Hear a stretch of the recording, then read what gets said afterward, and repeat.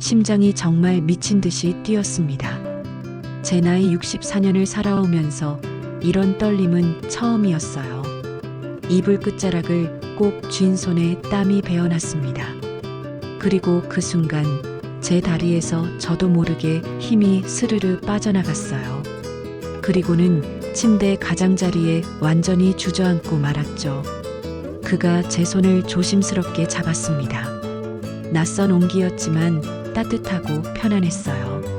마치 오랫동안 기다려온 것 같은 익숙함이 느껴졌죠. 남편이 떠난 후 제 인생은 끝났다고 생각했습니다. 하지만 이제야 알겠어요. 내 인생은 지금 다시 시작되고 있다는 것을. 이야기 시작하기 전 좋아요와 구독, 알림 설정 눌러주시고 댓글도 달아주세요. 여러분에게 큰 행운이 찾아갈 거예요. 저는 정은재, 올해 64입니다.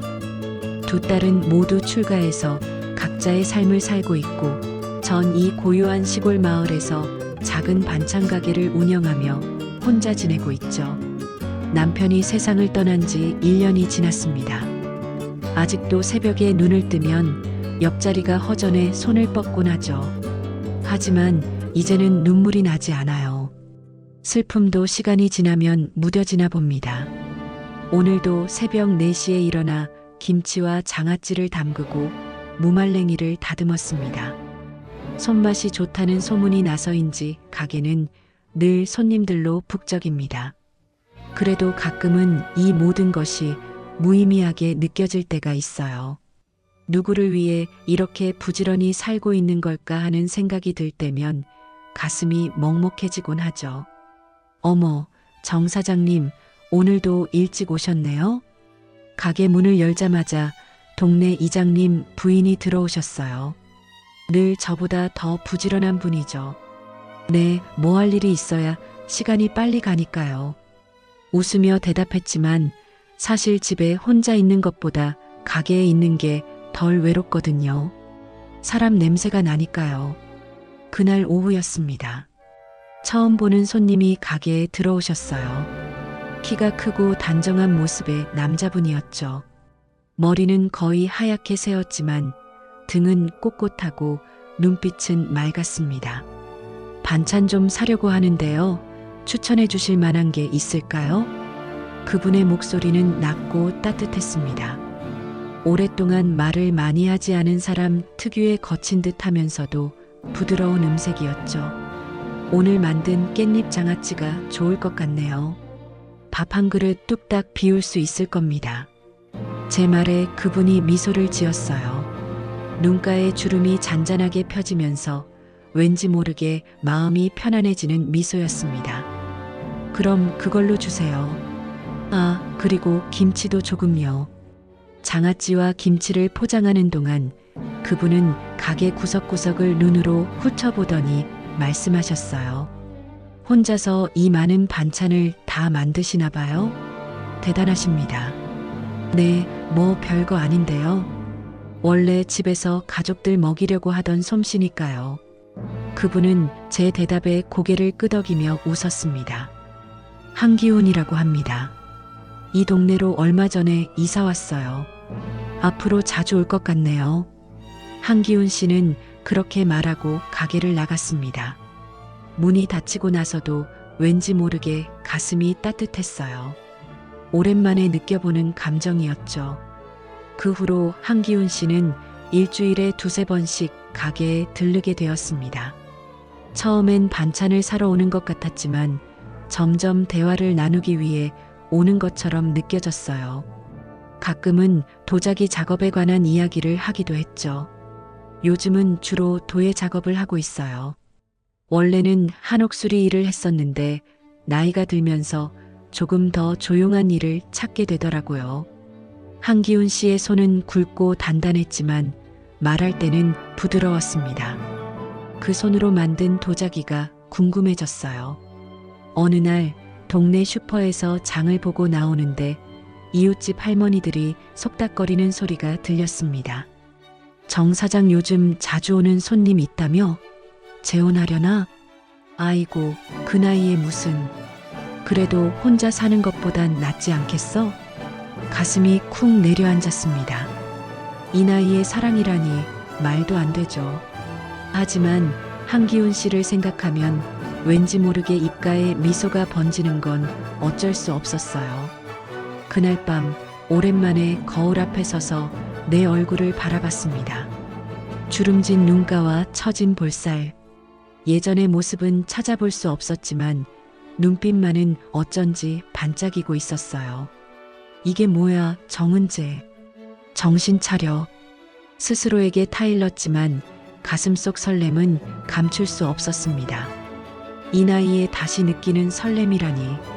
황당하기도 하고 부끄럽기도 하고 또 한편으론 두렵기도 했어요. 결국 그날 밤은 뒤척이다 새벽이 되었습니다. 마음 한편에선 내일 한기훈 씨가 다시 가게에 올지 어떤 이야기를 나눌지 기대하고 있었으니까요. 한기훈 씨는 참 별난 사람입니다. 처음엔 그저 반찬 사러 오는 단골 손님이었는데 어느새 가게에 오면 한참을 이야기하고 가는 사이가 되었죠. 그분의 이야기를 들으면 들을수록 궁금증이 커져갔습니다. 어느 날 한기훈 씨가 작은 상자를 들고 가게에 들어왔어요. 정 사장님, 이거 작은 선물인데 괜찮으시면 받아주세요. 상자를 열어보니 작은 찻잔이 들어있었습니다. 푸른빛이 감도는 백자였는데 빛이 비치면 은은하게 반짝이는 모습이 꼭 달빛 같았어요. 제가 만든 건데 정 사장님이 타주시는 차를 담기에 딱 좋을 것 같아서요. 그 말에 얼굴이 화끈거렸습니다. 사람들이 제 차 맛을 칭찬할 때마다 한기훈 씨에게 한번 대접해보고 싶다고 말했던 것을 기억하고 있었나 봐요. 정말 아름다운 찻잔이네요. 어떻게 이런 걸 만들 수 있는지. 제 감탄에 한기훈 씨는 쑥스러운 듯 웃으며 말했습니다. 원래는 한옥 수리하는 일을 했었어요. 30살부터 쭉 목수 일을 했죠. 그러다 서울 북촌에서 한옥 복원 작업을 하면서 도예가 한 분을 만났는데 그분이 저한테 흙을 만져보라고 권하셨어요. 처음엔 그저 호기심으로 시작했는데 어느새 이렇게 됐네요. 한기훈 씨의 손을 바라봤습니다. 굵고 투박하지만 따뜻함이 느껴지는 손이었어요. 목공일을 하면서 굳은 살이 박인 그 손으로 이렇게 섬세한 도자기를 만든다니 놀라웠습니다. 퇴직하고 나서 시골로 내려와 작업실을 차렸어요. 사람들 북적거리는 곳보다는 고요한 데서 작업하는 게 더 잘 맞더라고요. 한기훈 씨의 말에 고개를 끄덕였습니다. 나도 비슷한 이유로 이 조용한 마을에 남아있는 걸지도 모르겠다는 생각이 들었어요. 언제 한번 작업실에 놀러 오실래요? 제가 만든 다른 작품들도 구경하시고. 그 제안에 심장이 빠르게 뛰기 시작했습니다. 혼자 사는 남자의 집에 간다는 것이 내키지 않을 법도 한데 이상하게 두렵지 않았어요. 좋아요. 시간 될 때 한번 가볼게요. 다음 날 가게 문을 닫고 집에 돌아오는 길에 한기훈 씨의 작업실이 있는 방향을 한참 바라봤습니다. 아직 방문하지는 않았지만 어떤 모습일지 자꾸 상상이 되었어요. 흙 냄새가 가득하고 햇살이 비치는 창가에 도자기들이 가지런히 놓여 있을 것 같았죠. 일주일 후 용기를 내어 한기훈 씨의 작업실을 찾았습니다. 마을 외곽의 조그만 한옥이었는데 문을 열자 상상했던 그대로의 풍경이 펼쳐졌어요. 나무 선반 위에는 완성된 도자기들이 빛을 받아 반짝이고 있었고 중앙에는 물레가 놓여 있었습니다. 와주셔서 감사합니다. 차 한잔 하실래요? 한기훈 씨가 내려준 차는 제가 팔던 국화차였습니다. 그가 선물한 찻잔에 따라주는 차는 평소보다 더 향기롭게 느껴졌어요. 작업실을 둘러보며 도자기들을 하나하나 만져봤습니다. 각각의 작품에는 한기훈 씨의 이야기가 담겨 있는 듯 했어요. 이건 제가 처음 만든 작품이에요. 많이 서툴죠? 한기훈 씨가 보여준 첫 작품은 투박했지만 정성이 느껴졌습니다. 시간이 지날수록 작품들은 점점 더 섬세해지고 아름다워졌어요. 저녁 시간인데 같이 한 끼 하실래요? 제가 간단히 준비해 놨습니다. 그 말이 이상하게 자연스럽게 들렸어요. 평소 같았으면 거절했을 텐데 입에서 나온 대답은 네, 좋아요. 였습니다. 한기훈 씨와 함께하는 시간이 편안하게 느껴졌거든요. 그의 과묵함 속에 담긴 따뜻함이 좋았습니다. 말은 적어도 눈빛으로 대화하는 것 같은 느낌이 들었어요. 한기훈 씨가 차린 저녁 식탁에는 소박하지만 정성이 담긴 반찬들이 놓여 있었습니다. 내가 만든 반찬도 몇 개 보였죠. 제가 요리에는 소질이 없어서 정 사장님 반찬이 많이 도움이 됩니다. 그 말에 웃음이 나왔습니다. 처음으로 누군가의 식탁에 내 반찬이 오른다는 사실이 뿌듯했어요. 한기훈 씨와 저녁을 함께 한 지 한 달쯤 지났을까요? 봄바람이 살랑이는 어느 주말 갑자기 서울에서 둘째 딸 유진이가 내려왔습니다. 직장일이 바빠 명절에도 잘 오지 못했는데 갑작스러운 방문이 의아했죠. 엄마, 요즘 남자친구라도 생겼어? 식탁에 앉자마자 유진이가 던진 질문에 숟가락을 떨어뜨릴 뻔했습니다. 어떻게 알았을까 싶었는데 동네 어르신이 큰딸에게 전화를 했고 그 소식을 유진이가 들었다는 거예요.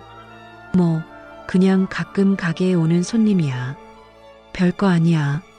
시선을 피하며 대답했지만 유진이의 날카로운 눈빛을 피할 수는 없었습니다. 엄마, 그 사람이 누구예요? 어떤 사람인지는 알아봤어요?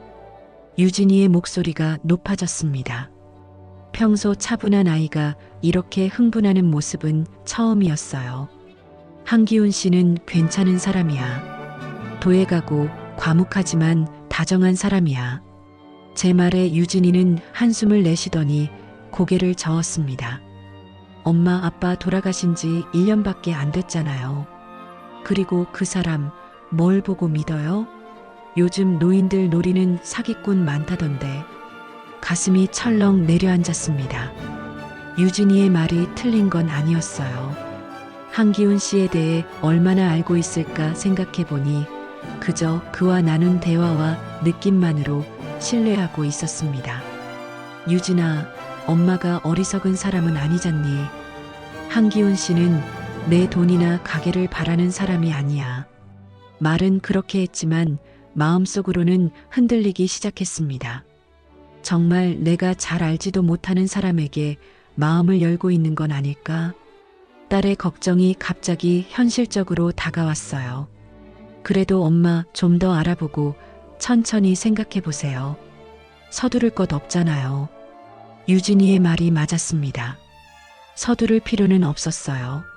하지만 한기훈 씨를 생각하면 여전히 마음이 따뜻해지는 건 어쩔 수 없었습니다. 그날 저녁 유진이가 서울로 돌아간 후 한기훈 씨에게서 전화가 왔어요. 정 사장님, 내일 시간 되시면 잠깐 뵈도 될까요? 목소리가 평소와 달리 무거웠습니다. 저도 모르게 유진이의 말이 떠올랐어요. 의심의 씨앗이 자라기 시작한 걸까요? 네, 가게에서 봬요. 다음 날 한기훈 씨는 약속 시간보다 일찍 가게에 나타났습니다. 평소와 달리 굳은 표정이었어요. 정 사장님, 제가 말씀드리지 않은 것이 있어요. 갑작스러운 고백에 가슴이 덜컥 내려앉았습니다. 혹시 유진이 말처럼 뭔가 숨기고 있는 걸까 하는 불안감이 밀려왔어요. 사실 저도 결혼한 적이 있었습니다. 한기훈 씨의 눈에 슬픔이 어렸습니다. 그는 천천히 자신의 과거를 이야기하기 시작했어요. 아내가 있었습니다. 미네라고. 5년 전에 암으로 떠났어요. 한기훈 씨의 눈에 그림자가 드리워졌습니다. 그의 말을 듣는 순간 마음 한구석이 아려왔어요. 저도 비슷한 상실을 겪었으니까요. 처음엔 말씀드리기가 어려웠어요. 이제 와서 새로운 인연을 만나는 게 죄스러운 것 같기도 하고. 한기훈 씨의 고백을 들으며 안도감과 동시에 묘한 감정이 올라왔습니다. 유진이가 걱정했던 것과 달리 그는 정직한 사람이었어요. 하지만 미네라는 이름을 들으니 왠지 모를 불안감도 느껴졌죠. 이해해요. 저도 비슷한 마음이니까요. 그날 이후 우리의 관계는 더 깊어졌습니다. 서로의 상실에 대해 이야기하고 함께 웃고 울 수 있었어요. 하지만 마음 한구석에선 여전히 의문이 남아 있었습니다. 한기훈 씨에게 미네라는 존재가 어떤 의미였는지, 그리고 그 자리를 내가 채울 수 있을지. 어느 날 한기훈 씨의 작업실에 혼자 있게 되었습니다. 그가 재료를 사러 잠시 나간 사이 작업실을 둘러보다가 선반 깊숙한 곳에 놓인 오래된 도자기를 발견했어요. 다른 작품들과 달리 이 도자기는 유약도 입히지 않은 채 그대로 보관되어 있었죠. 호기심에 도자기를 들어 올렸습니다. 그리고 무심코 바닥을 살펴보다가 깜짝 놀랐어요. 도자기 밑바닥에는 작은 글씨로 미네에게 우리의 10주년을 기념하며 2018.4 10이라고 새겨져 있었거든요. 손이 떨렸습니다. 이건 분명 한기훈 씨가 아내에게 선물하려고 만든 도자기였을 텐데 완성하지 못한 채 그녀가 세상을 떠났나 봅니다. 도자기를 내려놓으려는데 실수로 제 옷에 부딪혀 바닥에 떨어졌어요. 어떻게? 다행히 완전히 깨지진 않았지만 금이 가버렸습니다. 당황한 마음에 얼른 원래 자리에 놓으려 했어요. 그때 한기훈 씨가 돌아왔습니다. 무슨 일이에요? 제가 망가뜨린 도자기를 보는 그의 표정이 굳어졌습니다. 눈빛이 슬픔으로 가득 찼어요. 정말 죄송해요. 실수로. 제가 배상할게요. 한기훈 씨는 말없이 도자기를 손에 들었습니다. 그리고 천천히 밑바닥의 글씨를 손가락으로 쓸었어요. 이건 미네가 세상을 떠나기 전에 만들던 거였어요. 10주년 기념일에 완성하려고 했는데 그 전에 그녀가 말을 잇지 못하는 한기훈 씨를 보며 가슴이 아팠습니다. 그에게 미네라는 존재는 아직도 현재 진행형이구나 싶었어요. 죄송해요. 제가 너무 경솔했어요. 집으로 돌아오는 길 마음이 복잡했습니다. 한기훈 씨의 마음속에는 아직도 미네라는 사람이 크게 자리하고 있었어요. 그리고 그 자리를 내가 대신할 수 있을까 하는 의문이 생겼죠. 나도 언젠가 그냥 도자기 밑바닥에 새겨진 이름이 될까? 불안한 마음이 커졌습니다. 남편과 살면서도 가끔 느꼈던 감정이었어요. 내가 이 사람의 인생에서 얼마나 중요한 존재일까?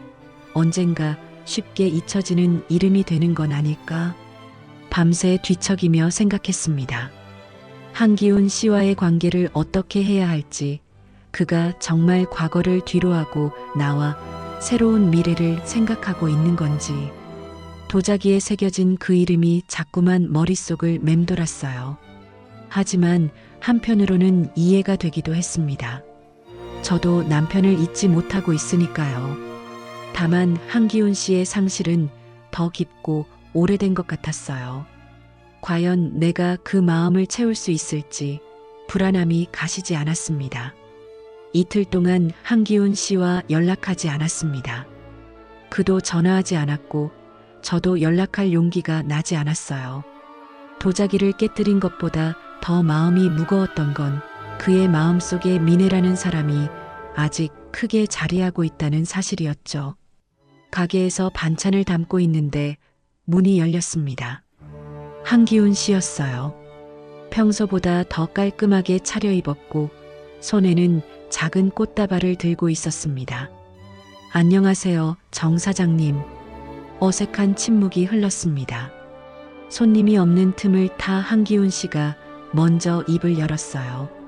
시간 좀 내주실 수 있을까요? 할 말이 있습니다. 가게 문을 닫고 뒤편에 있는 작은 정원으로 나갔습니다.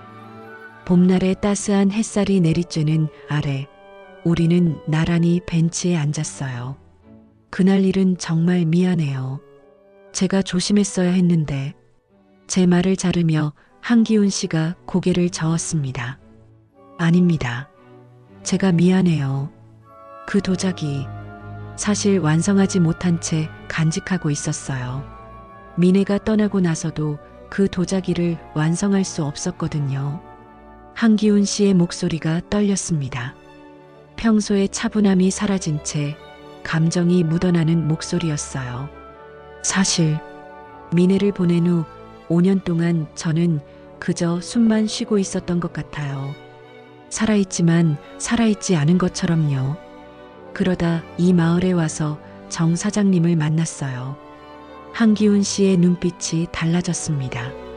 제 눈을 똑바로 바라보는 그 눈에는 진심이 담겨 있었어요. 정 사장님이 주시는 반찬을 먹으면서 처음으로 다시 맛을 느꼈어요. 사장님과 이야기하면서 웃음이 나왔고 함께 있으면 마음이 편안했습니다. 심장이 빠르게 뛰기 시작했습니다. 한기훈 씨의 말 한마디 한마디가 가슴에 깊이 와닿았어요. 미네는 제 과거예요. 소중한 과거죠. 하지만 정 사장님은 제 오늘이에요. 그리고 내일이 되어주셨으면 해요. 목이 메었습니다. 뭐라고 대답해야 할지 말문이 막혔어요. 마음은 기뻤지만 한편으로는 여전히 불안했습니다. 하지만 도자기에 새겨진 그 이름처럼 저도 언젠가는 그냥 기억 속의 이름이 될까봐 두려워요. 용기를 내어 제 마음을 솔직하게 털어놓았습니다. 한기훈 씨는 잠시 생각에 잠기더니 손을 뻗어 제 손을 조심스럽게 잡았어요. 제가 만드는 건 도자기예요. 흙을 빚어 형태를 만들고 불에 구워 단단하게 만들죠. 하지만 이제 제가 정말 만들고 싶은 건 정 사장님과 함께하는 하루하루예요. 한기훈 씨의 말에 눈물이 왈칵 쏟아졌습니다. 오랫동안 닫아두었던 마음의 문이 조금씩 열리는 기분이었어요. 제가 만든 도자기들은 수백 년을 갈 수도 있어요. 하지만 그건 그저 흙일 뿐이죠. 정 사장님과 나누는 이 순간들, 이 감정들이 진짜 소중한 거예요. 한기훈 씨가 꽃다발을 내밀었습니다. 들꽃으로 소박하게 묶은 꽃다발이었어요. 새롭게 시작해볼까요? 과거의 상처는 인정하되 미래를 함께 그려나가는 거예요. 눈물을 닦으며 꽃다발을 받았습니다. 은은한 들꽃 향기가 봄바람을 타고 퍼졌어요. 처음으로 한기훈 씨에게 기대어 고개를 끄덕였습니다. 네, 함께 시작해보고 싶어요. 그 순간 마음속에 쌓여있던 불안과 두려움이 조금씩 녹아내리는 것을 느꼈습니다. 서로의 상처를 이해하고 인정하는 순간 우리는 한 걸음 더 가까워진 것 같았어요. 시간은 빠르게 흘러 여름이 되었습니다. 한기훈 씨와 저는 매일 아침 전화로 하루를 시작하고 저녁이면 함께 산책을 하는 일상이 자리 잡았어요. 삶에 새로운 리듬이 생겼달까요? 홀로 지내던 날들과는 다른 누군가를 기다리고 함께하는 기쁨이 있었습니다.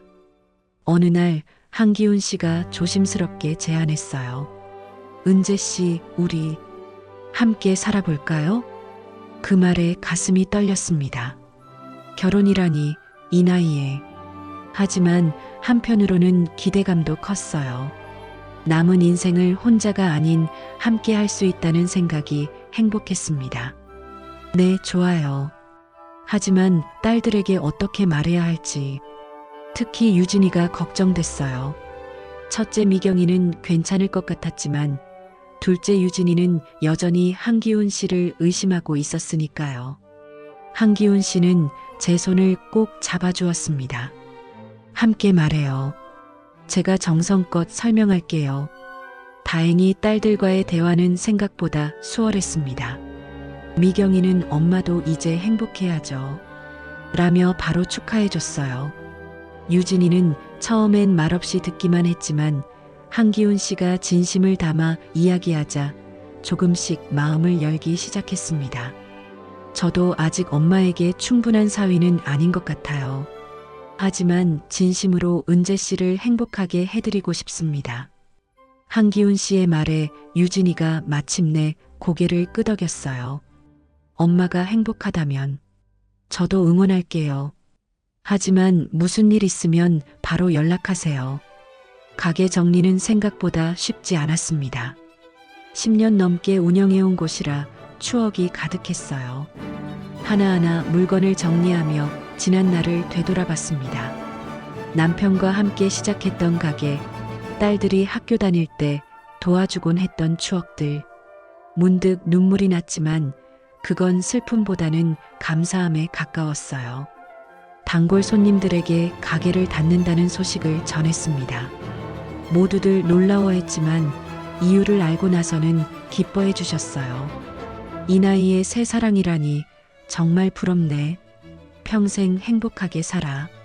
마을 이장님 부인은 손을 꼭 잡으며 말했습니다. 나 좀 봐. 아직도 혼자 사는데. 정 사장 덕분에 용기가 생기네. 주름진 얼굴로 웃으시는 할머니들을 보며 가슴이 따뜻해졌습니다. 젊은 시절의 사랑과는 다른 이 나이에 찾아온 사랑이 주변 사람들에게도 위안과 희망이 되는 것 같았어요. 새 인생 시작해 보려고요. 그동안 정말 감사했습니다. 마지막 날 가게 문을 닫으며 작게 인사를 했습니다. 끝이 아닌 새로운 시작이라고 생각하니 마음이 한결 가벼워졌어요. 결혼식은 한기훈 씨의 작업실 앞마당에서 조촐하게 열렸습니다. 마을 주민들과 딸들, 몇몇 가까운 친구들만 초대했어요. 화려한 드레스 대신 연한 베이지색 한복을 입었고 한기훈 씨는 깔끔한 검은색 한복 차림이었습니다. 어머니, 정말 아름다우세요. 유진이가 눈물을 글썽이며 말했습니다. 그 말에 눈시울이 붉어졌어요. 한기훈 씨도 제 모습을 보며 감격에 찬 표정이었습니다. 이제 시작이에요, 은재 씨. 간단한 식을 마치고 모두가 떠난 후 한기훈 씨의 집. 아니, 이제는 우리 집이 된 공간에 둘만 남았습니다. 낯설지만 설레는 기분이었어요.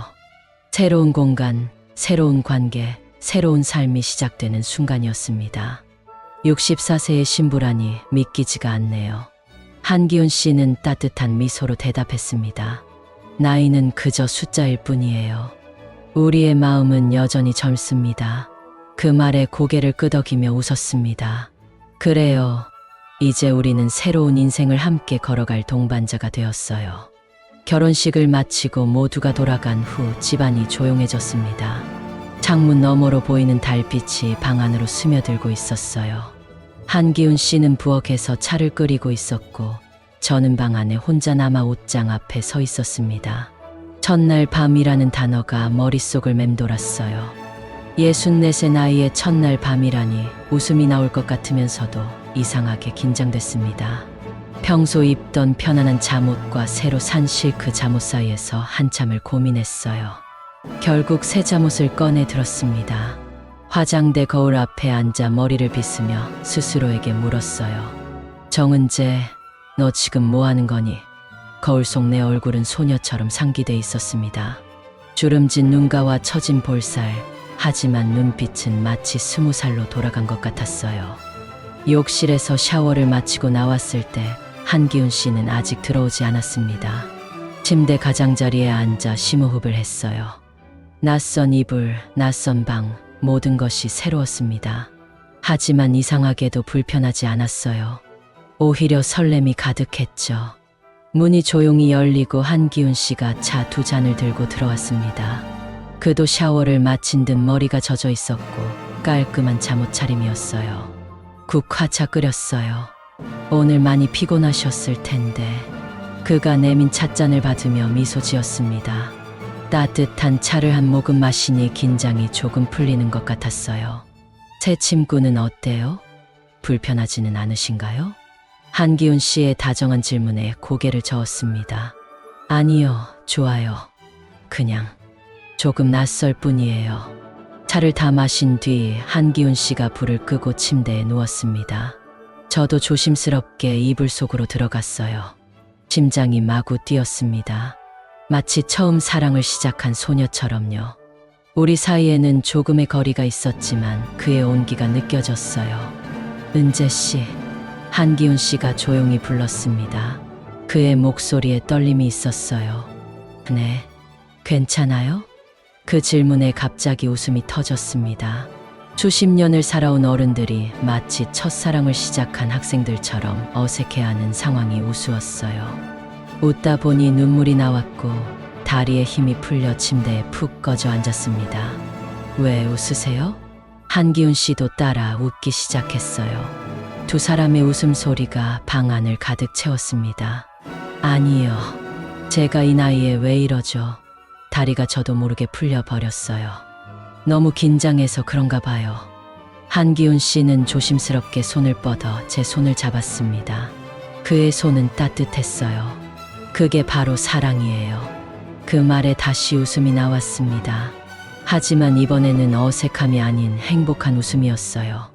한기훈 씨도 함께 웃었고 그 웃음 속에서 긴장이 녹아내렸습니다. 우리 참 늦게 만났네요. 제 말에 한기훈 씨는 고개를 저었어요. 아니요, 딱 좋은 시간에 만났어요. 우리는 서로를 만나기 위해 이만큼의 시간이 필요했던 거죠. 그 말에 가슴이 따뜻해졌습니다. 맞아요.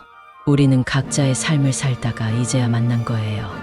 젊은 시절에는 느끼지 못했을 깊이 있는 사랑을 나눌 준비가 된 지금 말이죠. 한기훈 씨가 조심스럽게 저를 안아주었습니다. 낯선 품이었지만 이상하게도 편안했어요. 마치 오랫동안 알고 지낸 사람의 품처럼 따뜻하고 안정감이 있었습니다. 은재 씨, 행복하세요? 그의 물음에 눈을 감고 대답했어요. 네, 행복해요. 이렇게 행복해도 될까 싶을 정도로요. 첫날 밤, 우리는 그렇게 서로의 온기를 나누며 새로운 시작을 맞이했습니다. 60이 넘은 나이에 찾아온 사랑이었지만 그 떨림과 설렘은 첫사랑과 다르지 않았어요. 다만 더 깊고 더 단단했을 뿐입니다. 아침 햇살이 창문을 통해 부드럽게 스며들었습니다. 눈을 뜨니 낯선 천장이 보였어요. 잠시 어리둥절했지만 곧 어제의 기억이 떠올랐습니다. 옆자리를 더듬었는데 한기훈 씨는 이미 일어난 듯 했어요. 침대에서 나와 거실로 향했습니다. 창가에서 아침 햇살을 받으며 서 있는 한기훈 씨의 뒷모습이 보였어요. 그는 무언가 깊은 생각에 잠겨 있는 듯 했습니다. 잘 주무셨어요? 제 목소리에 한기훈 씨가 돌아봤습니다. 그의 얼굴에는 따스한 미소가 번져 있었어요. 네, 오랜만에 정말 편안하게 잤습니다. 부엌에서는 커피 향이 진하게 퍼지고 있었어요. 한기훈 씨가 테이블 위에 놓인 봉투를 집어들었습니다. 은재 씨에게 드릴 게 있어요. 하얀 봉투를 건네는 한기훈 씨의 표정이 조금 긴장된 듯 했습니다. 이게 뭐예요? 어젯밤 드리고 싶었는데 분위기가 좋아서 망치고 싶지 않았어요. 그냥 제 마음을 글로 적어봤습니다. 봉투를 열어 안에 편지를 꺼냈습니다. 정갈한 글씨체로 빼곡히 채워진 편지였어요. 천천히 읽기 시작했습니다. 은재 씨에게 늦은 나이에 찾아온 사랑이 이렇게 설렐 줄 몰랐습니다. 처음 만났을 때 은재 씨의 반찬 가게에서 느꼈던 그 따뜻함이 저를 살아있게 했습니다. 사랑은 나이에 따라오는 게 아니라 사람에 따라온다고 믿게 해줘서 고맙습니다. 은재 씨를 만나기 전까지 저는 그저 하루하루를 견디며 살았습니다. 하지만 이제는 매일 아침이 기다려지고 설레는 마음으로 하루를 시작합니다. 우리에게 남은 시간이 젊은 시절보다 짧을지 모릅니다. 하지만 그 시간을 더 소중하게, 더 의미 있게 보내고 싶습니다. 은재 씨와 함께라면 저는 모든 순간이 특별할 것 같습니다. 항상 곁에 있겠습니다. 한기훈 드림. 눈물이 글썽였습니다. 편지를 접고 한기훈 씨를 바라봤어요. 고마워요. 당신을 만나기 전에는 미래라는 게 그저 흘러가는 시간일 뿐이었는데 이제는 기대되는 시간이 되었어요. 테이블 위로 손을 뻗어 한기훈 씨의 손을 꼭 잡았습니다. 이제 나 나 자신에게 미안하지 않게 살고 싶어요. 늘 다른 사람을 위해 살았던 것 같아요. 남편을 위해, 아이들을 위해. 하지만 이제는 나를 위한 삶을 살고 싶어요. 그리고 당신과 함께요. 한기훈 씨의 눈에도 눈물이 고였습니다. 그는 제 손을 꼭 쥐며 고개를 끄덕였어요. 함께 행복한 날들을 만들어가요, 은재 씨. 아침 식사를 준비하면서 마음이 평온해졌습니다. 2개의 그릇, 2개의 젓가락, 2개의 컵. 모든 것이 새롭게 느껴졌어요. 혼자가 아닌 둘이서 함께하는 아침 식사. 소소하지만 특별한 행복이었습니다. 식사를 마친 후 한기훈 씨는 작업실로 향했고 저는 새로운 집 구석구석을 정리했습니다. 그의 물건과 제 물건이 섞이면서 우리의 공간이 만들어지고 있었어요. 편안한 마음으로 정리를 하다가 문득 거울에 비친 제 모습을 발견했습니다. 어제와 같은 얼굴이지만 어딘가 달라 보였어요. 더 환하고 더 생기 있어 보였습니다. 64세에 맞이한 첫날 밤, 내 인생은 다시 시작됐습니다. 작은 소리로 중얼거리며 웃었습니다. 늦게 온 사랑이지만 정확히 필요한 시간에 도착한 사랑이었어요. 앞으로의 날들이 기대되었습니다. 한기훈 씨와 함께할 모든 순간이, 모든 시간이 소중했습니다. 창밖으로 보이는 푸른 하늘처럼 우리의 미래도 맑고 환하길 바라며 깊은 숨을 들이마셨습니다. 이제 시작입니다. 새로운 인생의 시작.